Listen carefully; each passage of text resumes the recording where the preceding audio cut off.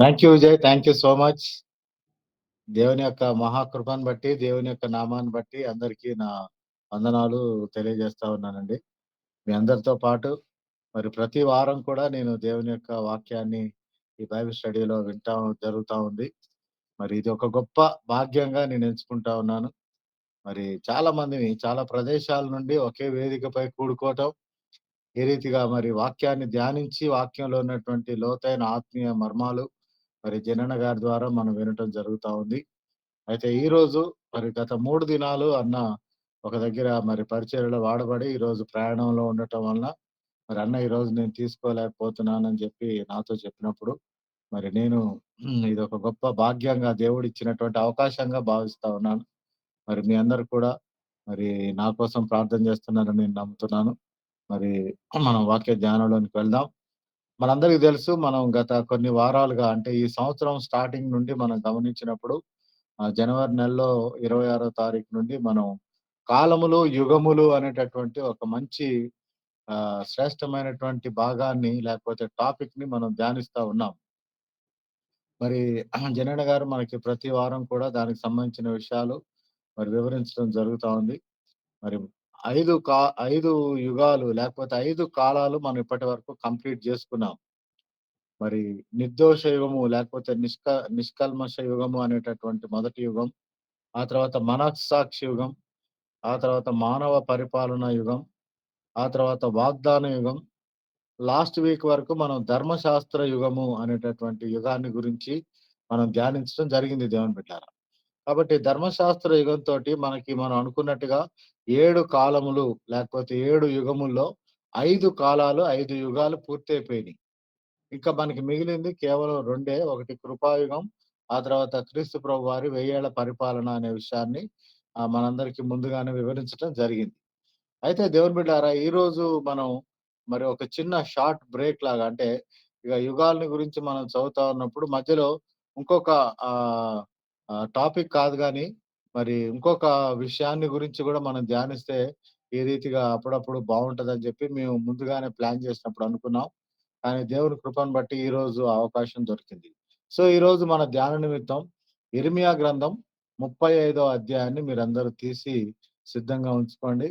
పాత నిబంధన గ్రంథంలో 659 పేజీ, పాత నిబంధన గ్రంథంలో 659 పేజీ, ఇర్మియా గ్రంథం 35వ అధ్యాయాన్ని మనం ధ్యానిస్తాం ఈరోజు. సో, మధ్యలో 1, 2 వచనాలు వేరే చూసినప్పటికీ గూడా ప్రాముఖ్యంగా ఇక్కడ రాయబడినటువంటి విషయాలే మనం ఎక్కువగా ధ్యానించుకుంటాం. సో, మొదటి వచనాన్ని నేను చదువుతున్నాను. జాగ్రత్తగా మీరు గమనించండి. మొదటి 2 వచనాలు. యోషియా కుమారుడును, యూదా రాజునైన యెహోయాకీము దినములలో యెహోవా యొద్ద నుండి యిర్మీయాకు వాక్కు ప్రత్యక్షమై, నీవు రేకాబీయులను యొద్దకు పోయి వారితో మాటలాడి, యెహోవా మందిరంలోని గదులలో ఒకదానిలోనికి వారిని తోడుకొని వచ్చి, త్రాగుటకు వారికి ద్రాక్ష రసం ఇమ్మని సెలవీయగా అనే మాట మనం జూస్తాం. సో, ఇక్కడ ఒక గుంపు గురించి ఈరోజు మీతో పంచుకోవాలని చెప్పి నేను దేవుని కృపను బట్టి ప్రేరేపించబడ్డాను దేవుని బిడ్డారా.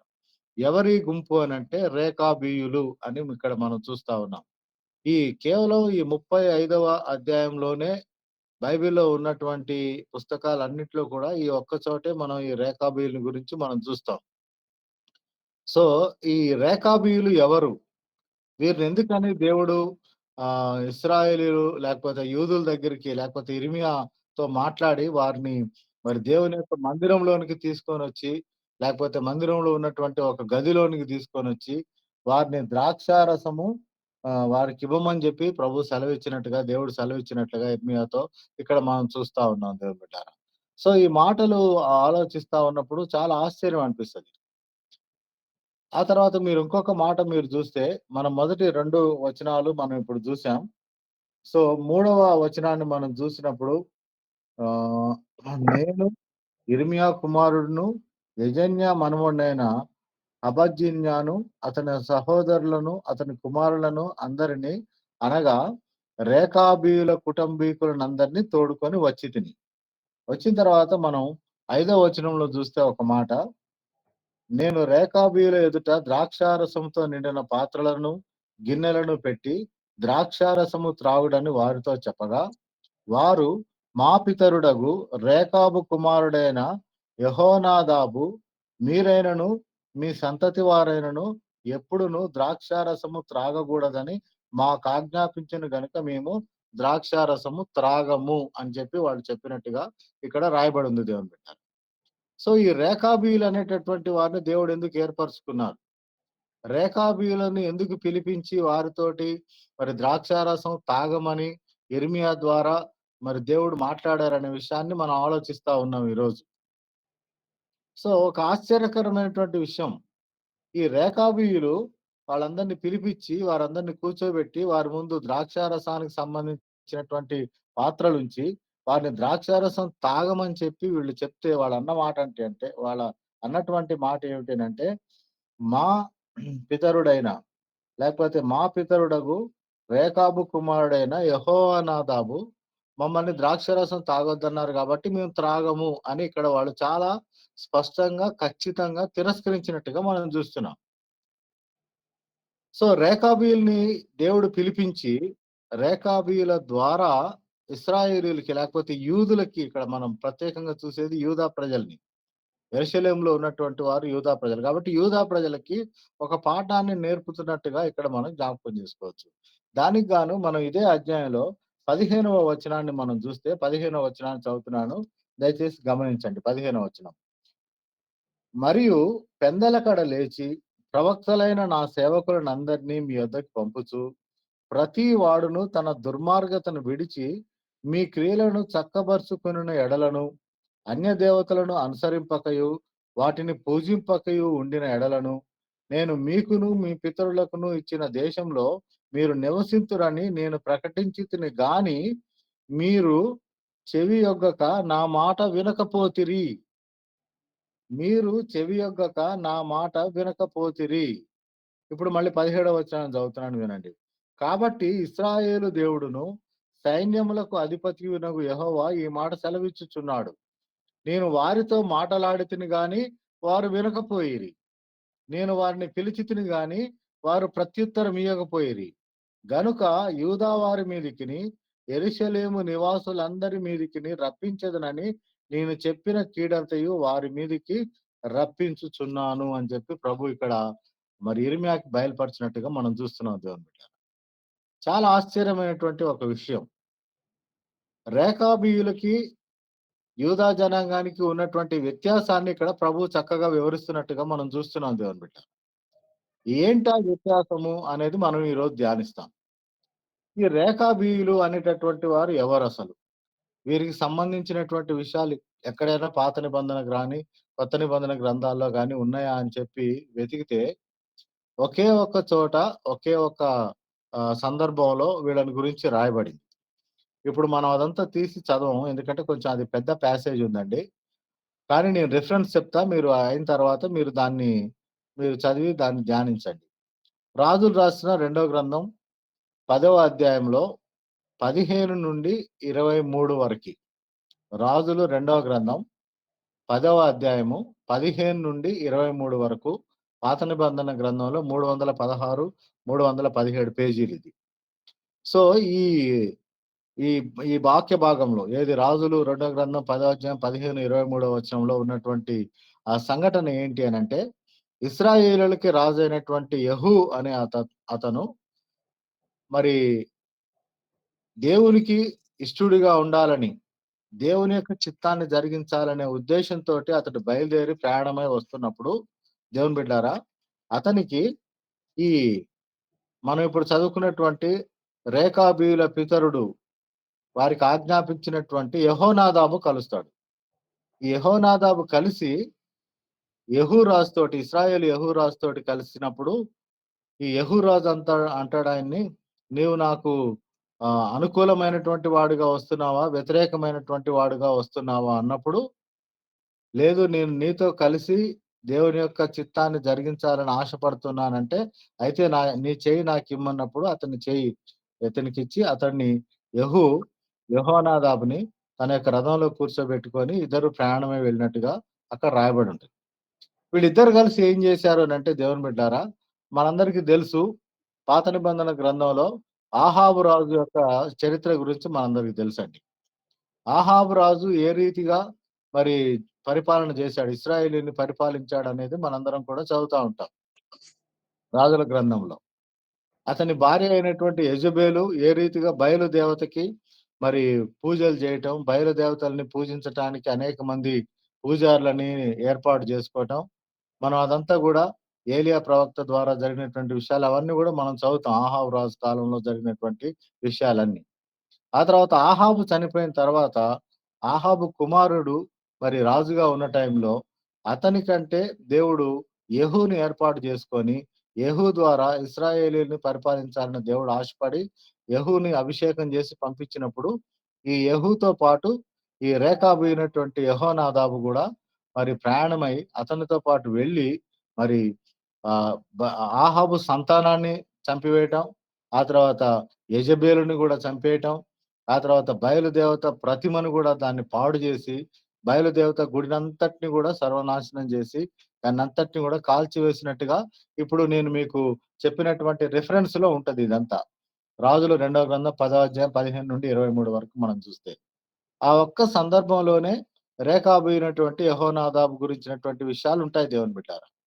అయితే ఇంకాస్త చరిత్రకు సంబంధించినటువంటి వేరే పుస్తకాల్లో రిఫర్ చేసినప్పుడు, మోషే మిద్యాను అరణ్యంలో ఉన్న టైంలో ఈ రేకాబీయుడు తర్వాత అతని సంతానం అంతా కలిసి మరి మోషేకి సపోర్ట్ చేశారనే విషయాన్ని నేను ఒక దగ్గర చదివానండి.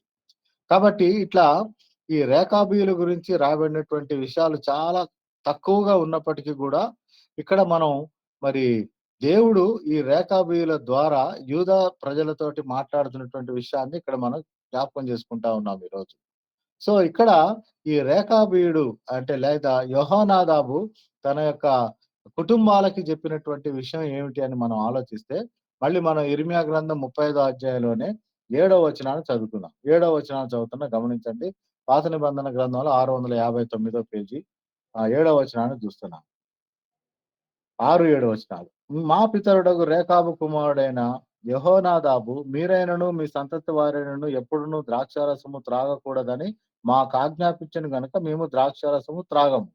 మరియు మీరు ఇల్లు కట్టుకొనవద్దు, విత్తనములు విత్తవద్దు, ద్రాక్ష తోట నాటవద్దు, అవి మీకుండనే కూడదు. మీరు పరవాసము చేయు దేశంలో దీర్ఘాయుష్మంతులగునట్లు మీ దినములన్నీయు గుడారములలోనే మీరు నివసింపవలెనని అతడు మాకాజ్ఞాపించెను అనే విషయాన్ని ఇక్కడ ఈ రేకాబీయుల సంతతిలో ఉన్నటువంటి వారు ఈ యిర్మీయాతో అక్కడ మాట్లాడుతున్నట్టుగా మనం చూస్తున్నాం దేవుని బిడ్డ. చెప్పబడినటువంటి ఒక ఆజ్ఞ, వాళ్ళకివ్వబడినటువంటి ఒక ఆజ్ఞ ఏంటి అనంటే, మీరు ఇల్లు కట్టుకొనవద్దు అనే విషయాన్ని ఇక్కడ మనం మొట్టమొదటి ఆజ్ఞగా ఈ యెహోనాదాబు రేకాబీయులకిచ్చినటువంటి ఆజ్ఞగా మనం ఆలోచిస్తా ఉన్నాం. చాలా ఆశ్చర్యం అనిపిస్తది మనకి. ఇల్లు కట్టుకోవద్దని చెప్పటం ఏంటి? మీరు గుడారాల్లోనే నివసించండి అని చెప్పటం ఏంటి? చాలా ఆశ్చర్యం అనిపిస్తది. అక్కడే 9వ వచనంలో ఏమంటాడంటే, 9వ వచనంలో మా తండ్రి అయిన యెహోనాదాబు మాకాజ్ఞాపించిన సమస్తమును బట్టి మేము విధేయులమగునట్లుగా కాపురమునకు ఇండ్లు కట్టుకొనలేదు. 10వ వచనంలో గుడారములలోనే నివసించుచున్నాము అని చెప్తున్నాడిక్కడ. కాపురమునకు ఇల్లు కట్టుకొనలేదు. గుడారములలోనే నివసించుచున్నాము అనే విషయాన్ని ఇక్కడ ఈ రేకాబీయులు మరి యిర్మీయా గారితోటి చెప్తున్నట్టుగా మనం జ్ఞాపకం చేసుకుంటున్నాం దేవుని బిడ్డారా. చాలా ఆశ్చర్యమైనటువంటి విషయం. ఇల్లు కట్టుకోవద్దు అని జెప్పి చెప్పటం అనేది చాలా ఆశ్చర్యంగా ఉంది మనకి.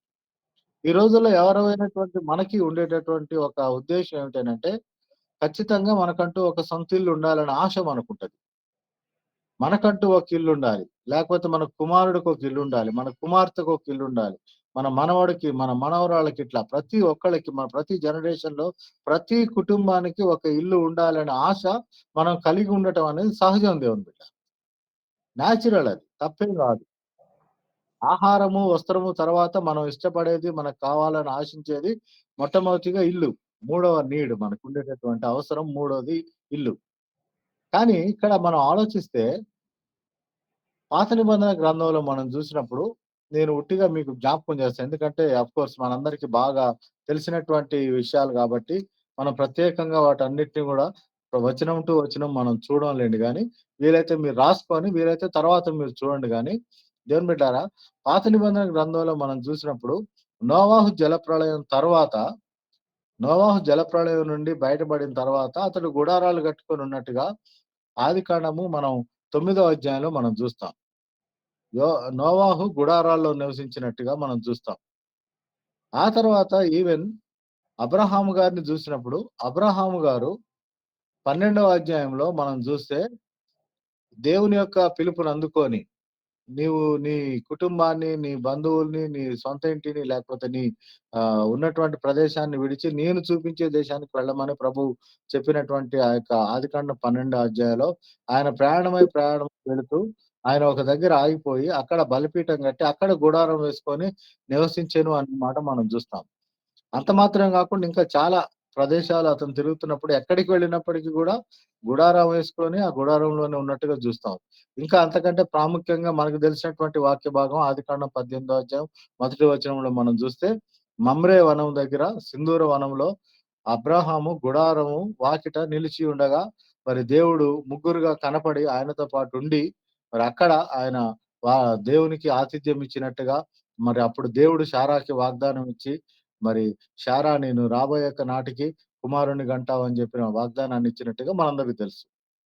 ఈవెన్ అంత మాత్రం గాకుండా ఇస్సాకు యొక్క జీవితాన్ని చూసినప్పుడు గూడా, ఇస్సాకు రిబ్కాను వివాహం చేసుకున్నప్పుడు మరి ఆదికాండము మనం 24 అధ్యాయము 67 వచనంలో మనం చూస్తే 24, 67లో అక్కడ గూడా మరి ఇస్సాకు తన భార్య అయినటువంటి రిబ్కాని గుడారంలోనికి తీసుకొని మరి ఆమెతో కలిసి జీవించినట్టుగా మనం చూస్తాం. ఆ తర్వాత యాకోబు జీవితాన్ని గురించి మనం చూసినప్పుడు, యాకోబు జీవితంలో గూడా 25 అధ్యాయంలో మనం చూస్తే, 27 వచనంలో రాయబడినటువంటి మాట ఏమిటంటే, ఏశావు వేటాడుతూ అరణ్యంలో వసించెను. యాకోబు సాధువై గుడారములలో నివసించెను అనే మాటుంటది. ఆదికాండము 25, 27 వచనాలు. కాబట్టి పితరులందరూ లేకపోతే విశ్వాసులైనటువంటి వారందరూ కూడా మరి లేకపోతే ఆ మాటకొస్తే ఇంకొక మాట మనం హెబ్రీ పత్రికలో చూస్తే ఈ మాట మీరు వీలైతే అందరూ తీసి చూడండి. హెబ్రీయులకు రాసిన పత్రిక మనం చూద్దాం 11వ అధ్యాయం. మనందరికీ తెలుసు విశ్వాస వీరుల యొక్క లిస్ట్ ఉన్నటువంటి ఈ భాగం. హెబ్రీ పత్రిక, హెబ్రీ పత్రిక 11వ అధ్యాయంలో 9వ వచనాన్ని నేను చదువుతున్నాను గమనించండి. హెబ్రీ 11:9 కొత్త నిబంధనలో 207 పేజీ. 207 పేజీ. హెబ్రీ 11:9. విశ్వాసమును బట్టి అతడును, అతనితో ఆ వాగ్దానమునకు సమవారసులైన ఇస్సాకు, యాకోబు అనువారును గుడారములలో నివసించుచు అన్యుల దేశంలో ఉన్నట్టుగా వాగ్దత్త దేశంలో పరవాసులైరి. అబ్రాహామును గురించి మాట్లాడుతూ అబ్రాహాము, ఇస్సాకు, యాకోబు వీళ్ళందరూ గూడా వాగ్దానమునకు సమానమైనటువంటి వారసులై ఉండి, వాగ్దత్త దేశంలో గుడారములలో నివసించుచు పరవాసులైరి అనే మాట మనం చూస్తున్నాం దేవుని బిడ్డారా. సో, ఈ అబ్రాహాము, ఇస్సాకు, యాకోబు ఈ రీతిగా మనం వారి యొక్క జీవిత విధానాలన్నీ పరిశీలిస్తూ వస్తున్నప్పుడు వీళ్ళంతా కూడా మరి గుడారాల్లో నివసించినటువంటి వారనే విషయాన్ని మనం జ్ఞాపకం చేసుకుంటా ఉన్నాం. కేవలం ఎక్కడంటే అక్కడ టెంపరరీగా ఆ టెంట్ అరేంజ్ చేసుకోవటం. అక్కడి నుండి మళ్ళీ దేవుడు చెప్తే వేరే ప్రదేశానికి వెళ్ళిపోవటం. మళ్ళీ అక్కడ టెంట్ ఏసుకొని ఉండటమే తప్ప, ఒక పర్మనెంట్ హౌస్ అనేది వాళ్ళు ఏర్పాటు చేసుకోలేదు అనే విషయాన్ని ఇక్కడ దేవుని యొక్క వాక్యంలో మనం చదువుతా ఉన్నాం. ఆశ్చర్యం ఏంటంటే, విశ్వాసులకి తండ్రి అయినటువంటి అబ్రాహాము, లేకపోతే ఈ తరం వారిలో నీతిమంతుడిగా కనపడ్డావని నోవాహుకి ప్రభు ఇచ్చినటువంటి ఆ యొక్క గొప్ప బాధ్యత ఏదైతే ఉందో దాన్ని నెరవేర్చడంలో నోవాహు కుటుంబం ఈ రీతిగా వీళ్ళందరూ కూడా గుడారాల్లో నివసించినటువంటి జీవితాన్ని బట్టి మనం ఆలోచిస్తా ఉంటే, ఒకవేళ రేఖాబీయులు దాన్ని ఒక ఇన్‌స్పిరేషన్‌గా తీసుకున్నారేమో అనిపించింది నాకు. రేఖాబీయులు గూడా వారు వాళ్ళ తండ్రి అయినటువంటి పితరుడైనటువంటి మరి యెహోనాదాబు మీరు ఇల్లు కట్టుకోవద్దు, గుడారాల్లోనే నివసించాలి. మీరు గుడారాల్లోనే మీ యొక్క జీవితాన్ని కొనసాగించాలి అని చెప్పిన మాటని ఇక్కడ వాళ్ళు రిపీట్ చేస్తున్నట్టుగా మనం జ్ఞాపకం చేసుకుంటా ఉన్నాం దేవుని బిడ్డలారా. అయితే నాకొక ఆశ్చర్యకరమైనటువంటి మాట అనిపించింది ఏంటంటే, ఏడవ మళ్ళీ మనం ఇర్మియా 35:7కొస్తే 659 పేజీలో ఏడవ వచనంలో ఒక మాట లాస్ట్ మాట నేను చదువుతున్నా. మీరు పరవాసము చేయు దేశంలో దీర్ఘాయుష్మంతులగునట్లు మీ దినములన్నీయు గుడారములలోనే మీరు నివసింపవలెనని అతడు మాకు ఆజ్ఞాపించినాడు. చాలా ఆశ్చర్యమైనటువంటి స్టేట్‌మెంట్ ఇది. ఏంటి ఆశ్చర్యమైనటువంటి స్టేట్‌మెంట్ అనంటే, దీర్ఘాయుష్మంతులగునట్లు మీ దినములన్నీయు గుడారములలోనే మీరు నివసించాలన్నాడు. నాకు ఒకసారి నాకు భలే అంటే ఆశ్చర్యం అనిపించింది. ఎందుకనంటే దీర్మా దీర్ఘాయుష్మంతులవ్వటానికి గుడారాల్లో ఉండటానికి ఉన్నటువంటి ఈ సంబంధం ఏంటి అనేది నాకు అర్థం కాలేదు దేవుని బిడ్డారా ముందు.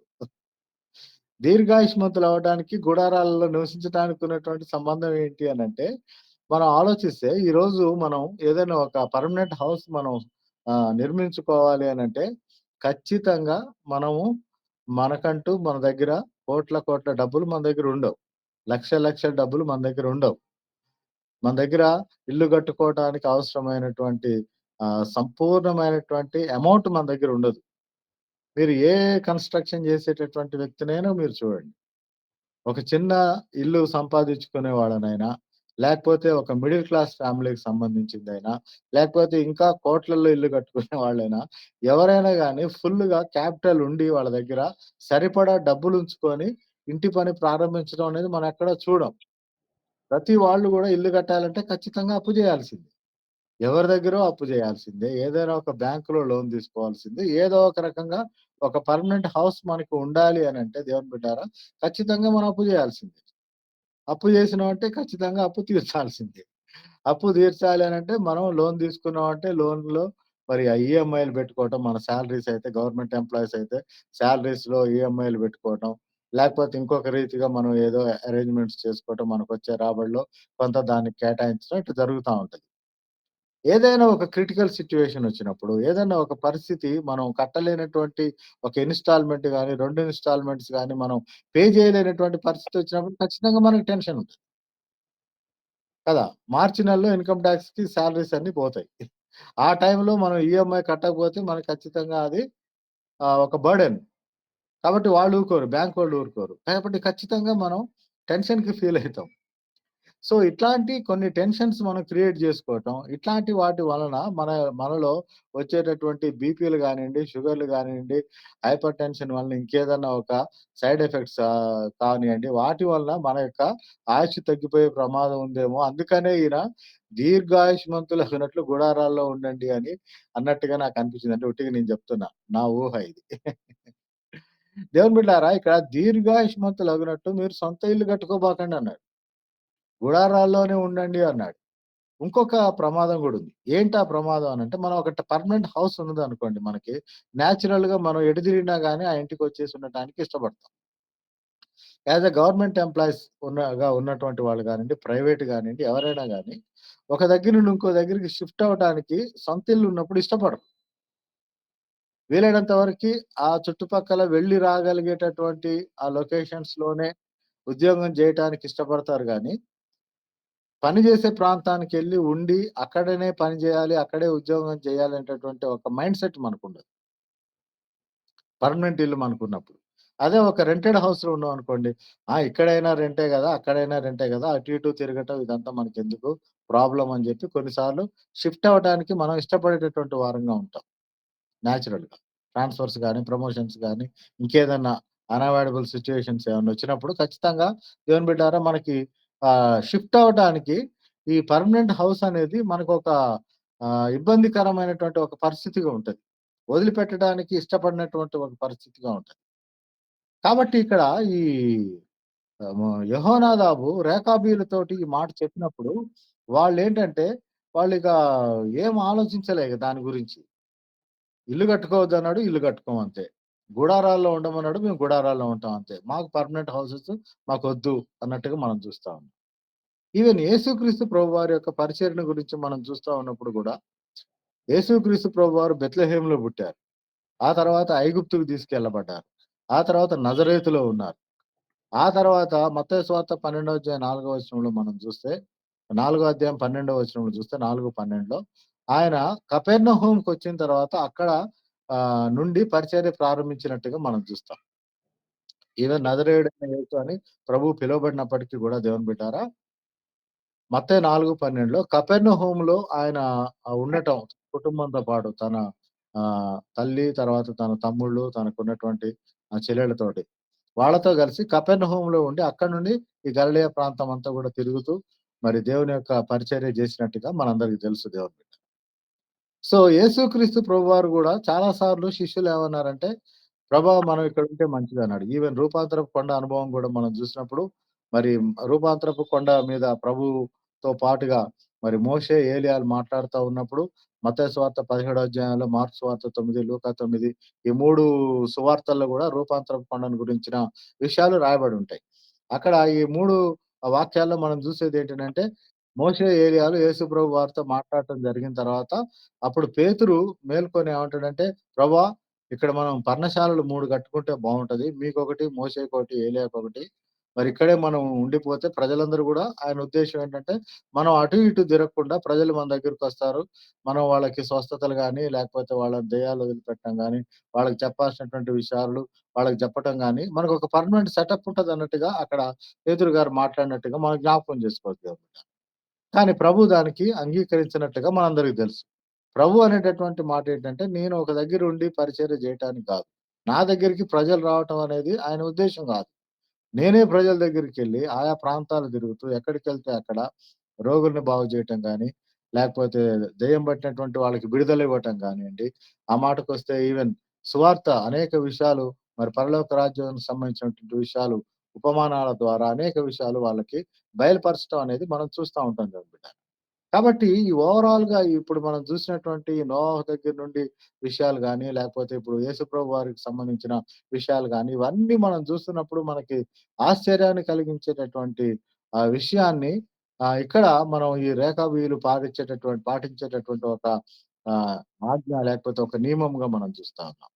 సో, వాళ్ళు ఒక పర్మనెంట్ హౌస్ అనేది ఏర్పాటు జేసుకోవట్లే. ఆ హౌస్ కోసం ఇన్వెస్ట్‌మెంట్ కోసం ఎదురు చూడట్లే. ఆ ఇంట్లోనే ఉండి మేమెక్కడికి వెళ్ళం, ఇక్కడే ఉంటాం, ఇక్కడిక్కడే పని జేసుకుంటాం అనే ఒక పరిస్థితిని వాళ్ళు మరి కలిగి ఉండనట్టుగా మనం చూస్తా ఉన్నాం దేవుని బిడ్డ. సో, ఈ రేఖాబీయులు ఇందాక మనం చూసినప్పుడు యిర్మీయా గారు వారిని పిలిపియండి అన్నప్పుడు వాళ్ళెక్కడి నుండొచ్చారు అనంటే, మనకి ఈ యిర్మీయా గ్రంథం 35 అధ్యాయం 11వ వచనంలో ఒక మాటుంటది. నేను ఉట్టిగా మీకోసం నేను అది చదువుతున్నాను గమనించండి. యిర్మీయా 35:11 అయితే బబులోను రాజైన నెబుకద్నెజరు ఈ దేశంలో ప్రవేశింపగా కల్దీయుల దండునకు, సిరియన్ల దండునకు భయపడి మనము యెరూషలేమునకు పోదాం రండని మేము చెప్పుకొంటిమి గనక మేము యెరూషలేములో కాపురం ఉన్నామని చెప్పిరి అని చూస్తున్నాం. సో, అక్కడక్కడ తిరుగుతూ, అక్కడక్కడ ఆయా ప్రాంతాల్లో తిరుగుతూ ఈ రేకాబీయుల కుటుంబాలన్నీ గూడా చివరికి కల్దీయులకు భయపడి లేకపోతే సిరియన్‌లకు భయపడి మేమొచ్చి యెరూషలేములో ప్రస్తుతం ఇక్కడున్నాం మేము. మరి నెక్స్ట్ ఎక్కడికెళ్తామో తెలీదనే విషయాన్ని వాళ్ళు మాట్లాడుతున్నట్టుగా చూస్తున్నాం. సో, యెరూషలేములో ఉన్నటువంటి ఈ రేకాబీయులను పిలిపిచ్చి మరి దేవుడు మరి యూదులకి ఒక పాఠం నేర్పిస్తున్నట్టుగా చూస్తున్నాం. సో, యెహోనాదాబు ఇచ్చినటువంటి మొట్టమొదటి ఆజ్ఞ ఏమిటంటే దేవుని బిడ్డలారా ఇక్కడ మనం చూసేది, అతడు మొదటిగా మీరు ఇల్లు కట్టుకొనవద్దు. మీ దినములన్నీ గూడా మీరు దీర్ఘాయుష్మంతులగునట్లు మరి మీరు గుడారాల్లోనే నివసించండి అని చెప్పినట్టుగా చూస్తున్నాం. ఆ తర్వాత రెండవ ఆజ్ఞ నేను మీకు జ్ఞాపకం చేస్తా. మళ్ళీ యిర్మీయా గ్రంథం 35:7లో రెండవ ఆజ్ఞ మనం చూస్తే, ఏడవ వచనంలో మీరు ఇల్లు కట్టుకొనవద్దు, విత్తనములు విత్తవద్దు. విత్తనములు విత్తవద్దు అనే మాట మనం చూస్తున్నాం. ఆ తర్వాత మనం ఇక్కడే ఉన్నటువంటి ఆ యొక్క వచనాన్ని మనం చూస్తే తొమ్మిదవ వచనంలో మా తండ్రి అయిన యెహోనాదా మాకు ఆజ్ఞాపించిన సమస్తమును బట్టి మేము విధేయులగినట్లుగా కాపురమునకు ఇండ్లు కట్టుకొనలేదు. ద్రాక్షారస ద్రాక్ష వనములు గాని, పొలములు గాని సంపాదించుట లేదు. విత్తనములు చల్లుట లేదు అన్నాడు 9వ వచనంలో. పొలములు సంపాదించుకోలేదు. విత్తనములు చల్లలేదు అనే విషయాన్ని వీళ్ళు వివరిస్తున్నట్టుగా చూస్తున్నాం. అగైన్ మళ్ళీ మనకి ఇక్కడ దేవుని యొక్క వాక్యం ద్వారా మనకి జ్ఞాపకం చేయబడేటటువంటి మాట ఏమిటి అనంటే, విత్తనాలు ఎత్తొద్దు, పొలాలు మీరు సంపాదించుకోవద్దు. కదా! ఇమ్మూవబుల్ ప్రాపర్టీస్ కదా! ఇమ్మూవబుల్ ప్రాపర్టీస్ అని ఉంటాయి. మనకి సొంత ఇల్లు, స్థిర చరాస్తులు అనే మాట మనం చూస్తాం. మూవబుల్ ప్రాపర్టీస్, ఇమ్మూవబుల్ ప్రాపర్టీస్ అని మనందరికి తెలుసు. మూవబుల్స్ అంటే మనందరికి తెలుసు సాధారణంగా చెల్లించేటటువంటివి. ఒక కార్ ఉండటం గాని, ఒక బైక్ ఉండటం గాని, ఇంట్లో సామాన్లన్నీ గూడా మూవబుల్స్ అంటాం మనం. టీవీలైనా, లేకపోతే మొబైల్స్ అయినా, లేకపోతే ఇంకేదన్నా మనకుండేటటువంటి వాల్యుబుల్ థింగ్స్ ఏయైతే ఉన్నాయో ఫ్రిడ్జ్‌లు గాని, వాషింగ్ మిషన్ గాని, ఇవన్నీ గూడా మూవబుల్స్ అంటాం. ఇమ్మూవబుల్ ప్రాపర్టీస్‌కొచ్చేసరికి ఇందాక మనం చూసినట్టుగా సొంత ఇల్లు ఉండటం అనేది ఇమ్మూవబుల్ ప్రాపర్టీ. అంత మాత్రమే గాకుండా బంగారం గూడా ఇమ్మూవబుల్ ప్రాపర్టీ అనే విషయం మనందరికి తెలుసు. సారీ. పొలాలు అనేది గూడా ఇమ్మూవబుల్ ప్రాపర్టీ. పొలాలు. స్థిర, చరాస్తులు.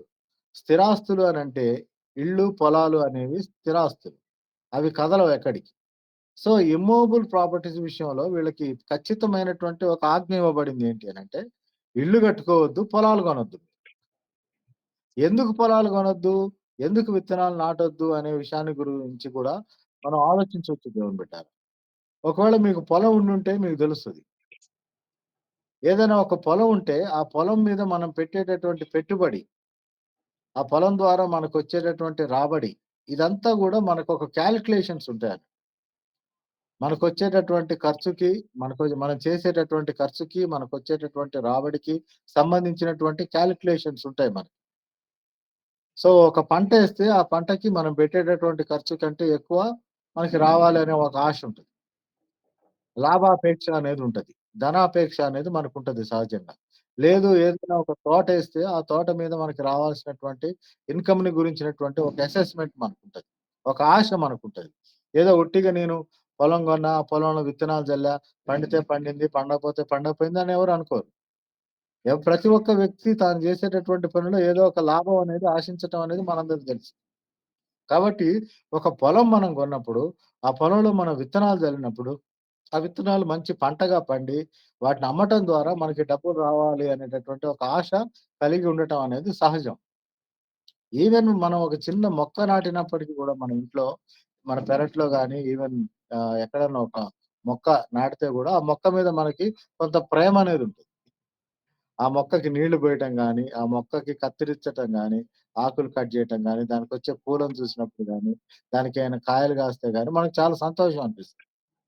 సో, టెంపరరీగా వచ్చేటటువంటి ఇట్లాంటి వాటిని బట్టి మనం ప్రేమ పెంచుకొని పొలాల మీద గాని, విత్తనాల మీద గాని, లేకపోతే దాని మీదొచ్చే ఇన్‌కమ్ మీద గాని, మనం వ్యామోహం పెంచుకొని, లేకపోతే ఇష్టాన్ని పెంచుకునేటటువంటి ప్రమాదం ఉంది అని వాళ్ళకి ఈ రీతిగా ఆయన ఇది ఇచ్చినట్టుగా, లేకపోతే ఒక ఆజ్ఞ ఇచ్చినట్టుగా నాకనిపించింది దేవుని బిడ్డ. కాబట్టి మీరెప్పుడు గూడా మీరు పొలాలు కొనుక్కోవద్దు. మీరు విత్తనాలు విత్తొద్దు. అని జెప్పి ప్రభు యొక్క యెహోనాదాబు వీళ్ళకి ఒక ఆజ్ఞ ఇచ్చినట్టుగా ఇక్కడ మనం జ్ఞాపకం చేసుకుంటాం. సో, దీన్ని బట్టి మనం ఆలోచిస్తా ఉన్నప్పుడు, మరి వీళ్ళు ఏం జేసుంటారు అని నేను ఆలోచించాను. మరి ఈ రేఖాబీయుల యొక్క జీవిత విధానం ఏంటి? వాళ్ళకి తినటానికి ఆహారం ఎక్కడి నుండొచ్చింది? వాళ్ళు ఏ విధంగా మరి వాళ్ళ యొక్క జీవనోపాధి కలిగున్నారంటే, మేబీ నాకు తెలీదు. కానీ నేను ఊహిస్తున్నా. వీళ్ళు కూలి పని చేసుకునేటటువంటి వారుగా ఉండుండొచ్చు.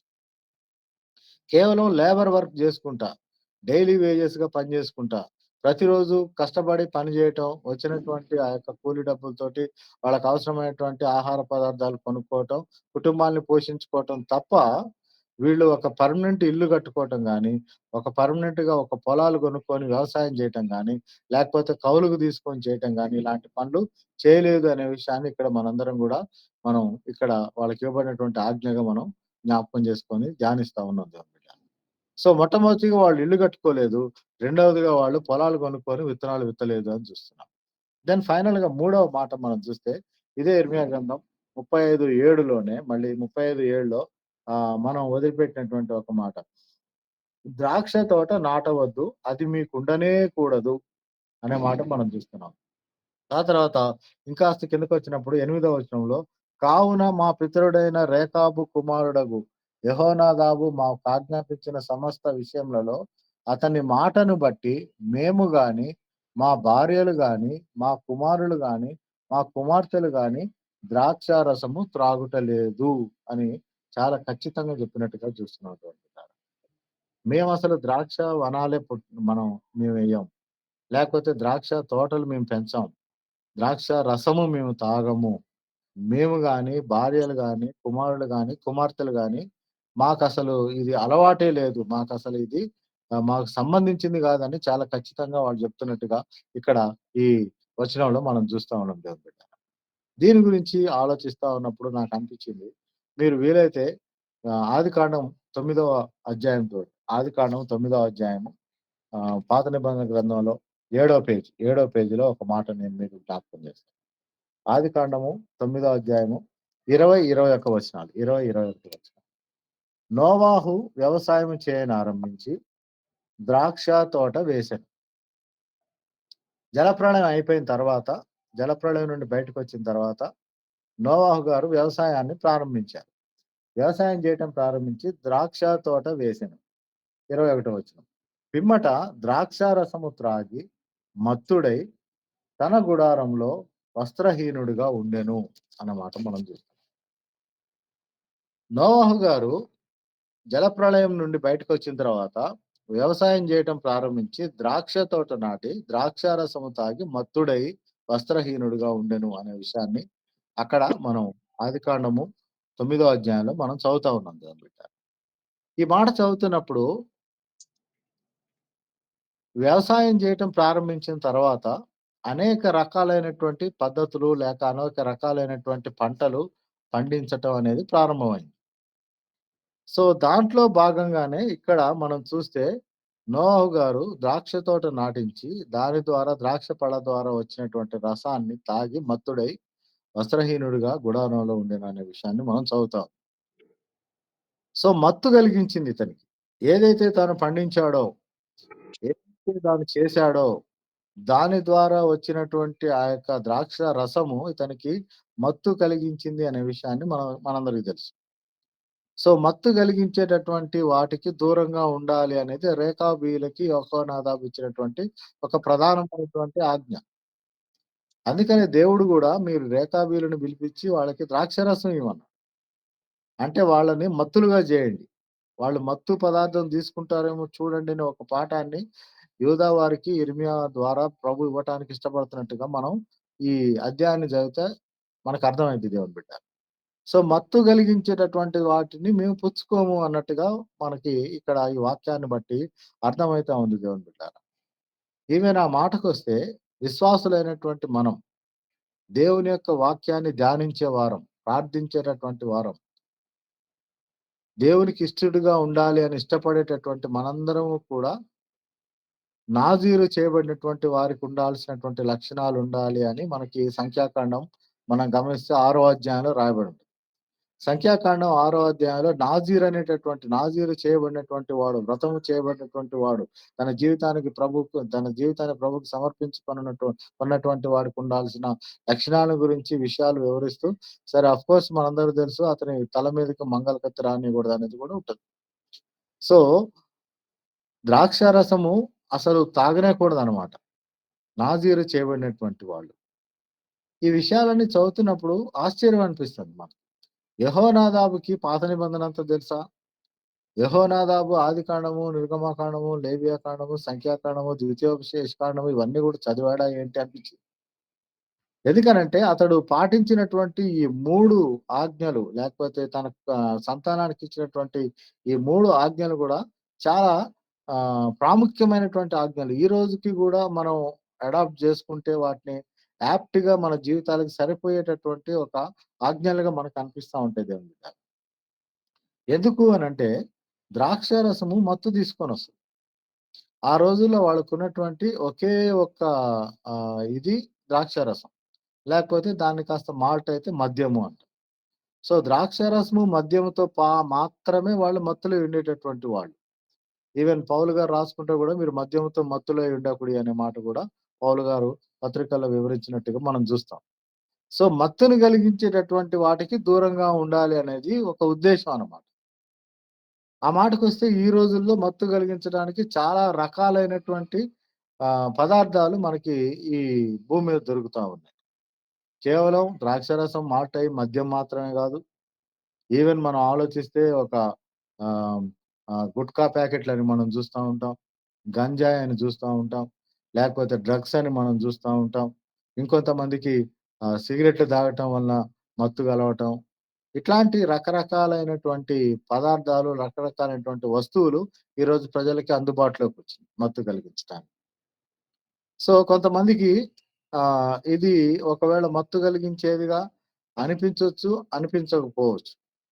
కానీ లోతైనటువంటి ఉద్దేశ్యం ఏమిటనంటే, ఏ వ్యక్తి అయినా మత్తు గావాలని ఆశపడుతున్నాడు అనంటే, ఏ వ్యక్తి అయినా గాని ఒక బలహీనతకి ఒక దానికి అడిక్ట్ అవుతున్నాడు, వ్యసనానికి బానిసవుతున్నాడు అనంటే, ఆ వ్యసనం ద్వారా అతడు లోబరచబడుతున్నాడనేది ఇక్కడ వాక్యం మనకి హెచ్చరించే విషయం అన్నమాట.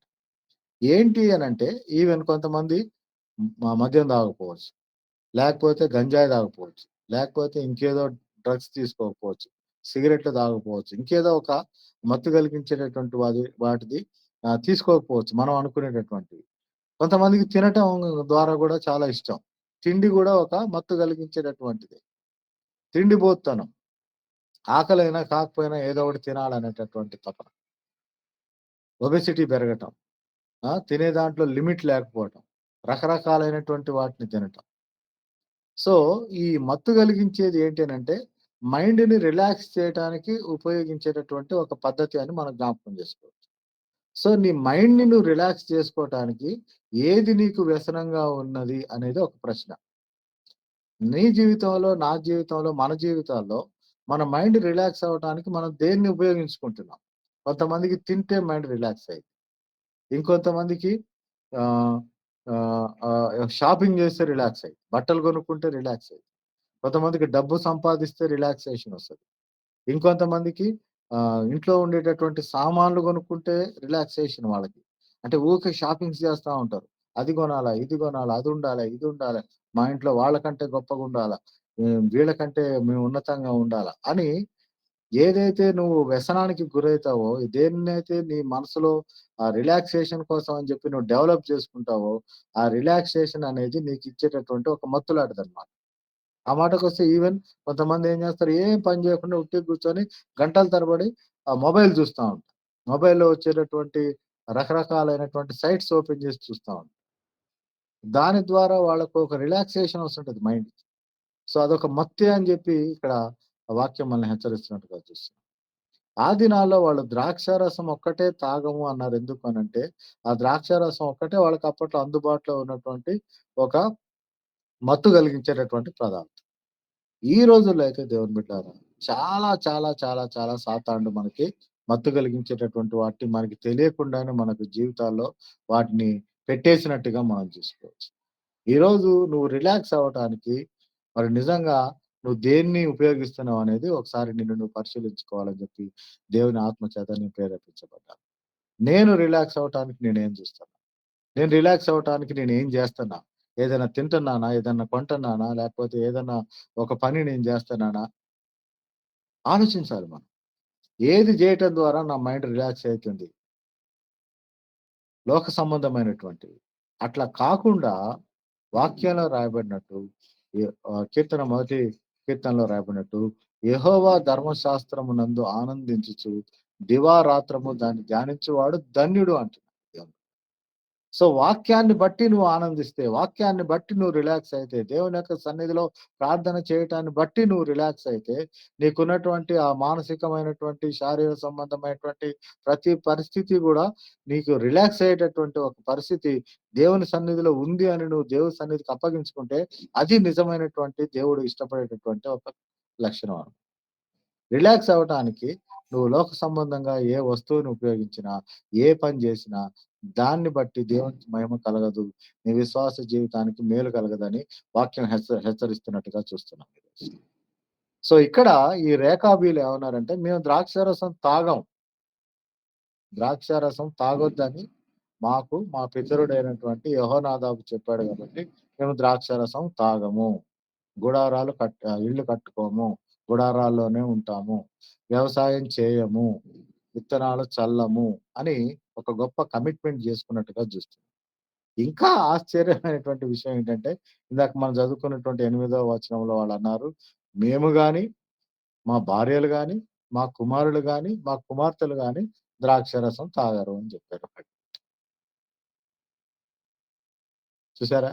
మేము గాని, మా భార్యలు గాని, మా కుమారులు గాని, మా కుమార్తెలు గాని ఎవ్వరు గూడా ద్రాక్షారసం తాగే ప్రసక్తే లేదని వాళ్ళు చాలా ఖండితంగా చెప్తున్నట్టుగా చూస్తున్నాం దేవుని బిడ్డ. ఈరోజు భార్య మాట భర్త వినట్లే. లేకపోతే భర్త మాట భార్య వినట్లే. తల్లిదండ్రుల మాట పిల్లలు వినట్లే. కొడుకు వినట్లే. లేతే కూతురు వినట్లే. ఈరోజు ఉన్నటువంటి జనరేషన్. కానీ ఇక్కడ వీళ్ళు చూస్తే ఏమంటారంటే, మేము గాని, భార్యలు గాని, కుమారులు గాని, కుమార్తెలు గాని ఇయన్నీ గూడా మేము పాటిస్తా వస్తున్నాం. ఆశ్చర్యం తెలుసా మీకు? యెహూ కాలంలో ఉన్నటువంటి యెహోనాదాబు దగ్గర నుండి యిర్మీయా కాలంలో వచ్చినటువంటి ఈ రెకాబీయుల సంతతి వరకు నేనొక బుక్‌లో చదివితే 200 ఇయర్స్ టైమ్ వాళ్ళకి పట్టింది. 200 ఇయర్స్ టైమ్‌లో ఎన్ని జనరేషన్స్ మారినాయో ఆలోచించండి. ఎన్ని జనరేషన్స్ వచ్చిపోయినాయో ఈ రకాబీయుల సంతతిలో. ఎంతమంది పుట్టారో, ఎంతమంది చనిపోయారో, ఎంతమంది పెరుగుతూ వచ్చారో, వీళ్ళల్లో వీళ్ళల్లో ఎవరు గూడా ఎన్ని తరాలు మారినప్పటికి గూడా ఇల్లు కట్టుకోలే, పొలాలు కొనుక్కోలే, ద్రాక్షరసం చాలా ఆశ్చర్యం గదా! ఈవెన్ ఒక విశ్వాస కుటుంబం ఉంటే తల్లిదండ్రులు విశ్వాసులైతే పిల్లలు విశ్వాసులుగా ఉండొచ్చు, ఉండకపోవచ్చు. లేకపోతే తల్లిదండ్రులు అవిశ్వాసులుగా ఉంటే పిల్లలు విశ్వాసులుగా ఉంటున్న కుటుంబాలు గూడా ఉంటాయి. ఆ తర్వాత ఈవెన్ తల్లిదండ్రులు, పిల్లలు విశ్వాసులుగా ఉంటే మనోళ్ళు, మనవరాళ్ళు ఉంటారో ఉండరో తెలీదు. కదా! చాలా ఆశ్చర్యం. ఈరోజు మనం చూసేటటువంటి జనరేషన్స్‌లో మనం చూసేటటువంటి ఆ వేరియేషన్ మనం చూస్తా ఉంటే తల్లిదండ్రుల్లాగా పిల్లలున్నట్లే, పిల్లల్లాగా పిల్లల పిల్లలున్నట్లే మనోళ్ళు, మనవరాళ్ళు. అట్లాంటి ఒక పరిస్థితి చూస్తే నియర్లీ 200 ఇయర్స్ 200 సంవత్సరాల పాటు వీళ్ళు ఇదే పద్ధతిని కొనసాగిస్తూ మేము గాని, భార్యలు గాని, కుమారులు గాని, కుమార్తెలు గాని, మనవళ్ళు గాని, మనవరాళ్ళు గాని, మునిమనవళ్ళు గాని, మునిమనవరాళ్ళు గాని ఎవ్వరైనా గానియండి గాని, ఈ 3 మనం పాటించాల్సిందే అని వాళ్ళు ఒక గొప్ప మరి నిర్ణయం తీసుకొని దాన్ని పాటిస్తూ వస్తున్నట్టుగా మనం చూస్తాం. విచారకరమైనటువంటి ఒక స్టేట్మెంట్ ఏంటనంటే, న్యాయాధిపతులు 2:10లో ఒక మాటుంటది. యెహోవానైనను ఇశ్రాయేలీయుల పట్ల యెహోవా చేసిన కార్యమునైనను ఎరుగనని ఒక తరము పుట్టెను అనుంటదక్కడ. న్యాయాధిపతులు 2:10లో మీరు చూడండి. అంటే ఈవెన్ వాగ్దాన దేశంలో నుండి వీళ్ళు స్థిర నివాసం ఏర్పాటు చేసుకున్న తర్వాత యెహోషువ 24 అధ్యాయంతోటి యెహోషువ తన యొక్క యెహోషువ గ్రంథం పూర్తయిన తర్వాత న్యాయాధిపతులు స్టార్టింగ్‌లోనే మనం చూసే రెండో అధ్యాయం 10వ వచనంలో ఈ మాట నేను జ్ఞాపకం చేస్తున్నాను. యెహోవానైనను ఆయన ఇశ్రాయేలీయులకు చేసిన కార్యములైనను ఎరుగని తరం ఒకటి పుట్టింది. సో, ఆ జనరేషన్ తర్వాత వచ్చినటువంటి జనరేషన్ అసలు దేవుడిని తెలియనటువంటి ఒక జనరేషన్‌గా అయిపోయారనే మాట మనం చూస్తాం. వీళ్ళు 200 ఇయర్స్ నుండి వాళ్ళు గాని, వాళ్ళ పిల్లలు గాని, మనవళ్ళు గాని, మనవరాళ్ళు గాని ప్రతి ఒక్కళ్ళు గూడా చెప్పుకుంటా వచ్చి ఆ ఆజ్ఞని పాటిస్తున్నారనే విషయాన్ని ఇక్కడ మనం జ్ఞాపకం చేసుకుంటున్నాం. సో, చివరిగా ఒక మాట నేను జ్ఞాపకం చేసి నేను ముగించాలని ఆశపడుతున్నాను. ఇంత చక్కటి కమిట్మెంట్, ఇంత చక్కటి ఒక మంచి జనరేషన్‌ని దేవుడు మరి యిర్మీయాకి, యూదా జనాంగానికి చూపిస్తూ ఇప్పుడు మీరు 35 అధ్యాయం యిర్మీయా గ్రంథం 35 అధ్యాయం 18, 19 వచనాలు చదువుతున్నాను. మీరు ఒకసారి గమనించండి. 18, 19 వచనాలు. మరియు యిర్మీయా రేకాబీయులను చూచి ఇట్లనెను. ఇశ్రాయేలు దేవుడును సైన్యములకు అధిపతియును యెహోవా ఈలాగు సెలవిచ్చుచున్నాడు. మీరు మీ తండ్రి అయిన యెహోనాదాము ఆజ్ఞకు విధేయులై, అతని విధులనన్నిటిని గైకొని, అతడు మీకు ఆజ్ఞాపించిన సమస్తమును అనుసరించుచున్నారు. కాబట్టి ఇశ్రాయేలు దేవుడును సైన్యములకు అధిపత్యగు యెహోవా సెలవిచ్చున్నదేమనగా, నా సన్నిధిలో నిలుచుటకు రేకాబు కుమారుడైన యెహోనాదాబునకు సంతతివాడు ఎన్నడూ ఉండక మానడు అని చెప్తున్నాడు దేవునికి స్తోత్రం. కేవలం యెహోనాదాబును బట్టి వీళ్ళు జీవించినటువంటి జీవిత విధానాన్ని బట్టి, ఆ మాటకి ఒక తండ్రి, లేకపోతే ఒక తాత, లేకపోతే వాళ్ళ పితరుడు ఇచ్చినటువంటి ఆజ్ఞని వీళ్ళు పాటిస్తూ వచ్చారు కాబట్టి, దాన్ని బట్టి ఇక్కడ దేవుడిచ్చినటువంటి వాగ్దానం, ఇదిగో నా సన్నిధిలో రేకాబు కుమారుడైనటువంటి యెహోనాదాబు సంతతి వారు ఉండక మానరు అని జెప్పి దేవుడు గొప్ప వాగ్దానం ఇస్తున్నట్టుగా చూస్తున్నాం. అందుకే దేవుడికి చాలా సంతోషం అనిపించింది రేకాబు ఒక పితరుడైనటువంటి వాడు. యెహోనాదాబు అనేటటువంటి పితరుడు వాళ్ళ పితరుడు చెప్పినటువంటి మాటకి వాళ్ళు విధేయత చూపి, ఇల్లు కట్టుకోకుండా గుడారాల్లో ఉంటున్నారు. వ్యవసాయం చేయటం గాని, డ్రా న నాట్లు విత్తనాలు చల్లటం, నాటడం గాని చేయలేదు. ఈవెన్ ద్రాక్షారసంతో మత్తులై ఉండలేదు. ఈరోజు జనాలు మత్తులైపోతున్నారు. దేనికి మత్తులవుతున్నారో ఎవరికి వాళ్ళకే తెలుసు. ఇండివిడ్యుయల్‌గా ప్రతి ఒక్క బిడ్డతోటి దేవుడు వాక్యం హెచ్చరిస్తా ఉంది. నువ్వు దేవుని యొక్క సన్నిధిని బట్టి నువ్వు రిలాక్స్ అయితే మంచిది. దేవుని యొక్క సన్నిధికి నువ్వు అప్పగించుకుంటే మంచిది. రాకడ సమర్పిస్తున్న దినాల్లో ఉంటున్నాం. మరణాలు అకస్మాత్తుగా కలుగుతున్నటువంటి దినాల్లో మనం ఉంటున్నాం. కాబట్టి రేకాబీయులని మరి దేవుడు 613 ఆజ్ఞలు ఇచ్చినట్టుగా మనం ధర్మశాస్త్ర యుగంలో చూసాం. పాత నిబంధనలో 365 ఆజ్ఞలు ఇచ్చినట్టుగా మనం చూస్తున్నాం. కాబట్టి ఈరోజు మనకి మరి దేవుని యొక్క ఆజ్ఞలన్నీ గూడా మరి బయలుపరచబడ్డాయి. అప్పుడైతే 10 ఆజ్ఞలే అనుకోవచ్చు. లేకపోతే 20 నిర్గమకాండం 20 అధ్యాయం. ఆ తర్వాత యేసు ప్రభువారు మాట్లాడుతూ పూర్ణ హృదయంతో, పూర్ణ ఆత్మతో, పూర్ణ మనస్సుతో, పూర్ణ బలంతో నీ యొక్క దేవుని సేవింపవలెను, ప్రేమింపవలెను. నిన్ను వలె నీ పొరుగు వారిని ప్రేమివ్వాలని ఈ 2 ఆజ్ఞలు ప్రధానమైనవని ప్రభు చెప్తున్నారు. కాబట్టి దేవుని ఆజ్ఞల్ని పాటిస్తే మన జీవితాలకు మేలు. ఆయన సన్నిధిలో ఉంటాం. తరతరాలుంటాం. ఎన్ని సంవత్సరాలు గడిచినా, ఎన్ని తరాలు మారినా ఉంటామనే విషయాన్ని మరి రేఖాబీల ద్వారా యూదా వారికి ఇర్మియా ద్వారా దేవుడు బయలుపరిచినట్టుగా చూస్తున్నాం. మరి దేవుడు అలాంటి ఒక మంచి జీవితాన్ని, అలాంటి విధేయత జీవితాన్ని మనకివ్వాలని కోరుకుంటూ నా ఈ కొద్ది మాటలు ముగిస్తున్నాను. అందరికీ దేవుడు దీవించును గాక. అలాంటి సమర్పణ మనం చేసుకుంటే మంచిదని తెలియజేస్తూ నా కొద్ది మాటలు ముగిస్తున్నాను. దేవునికి స్తోత్రం.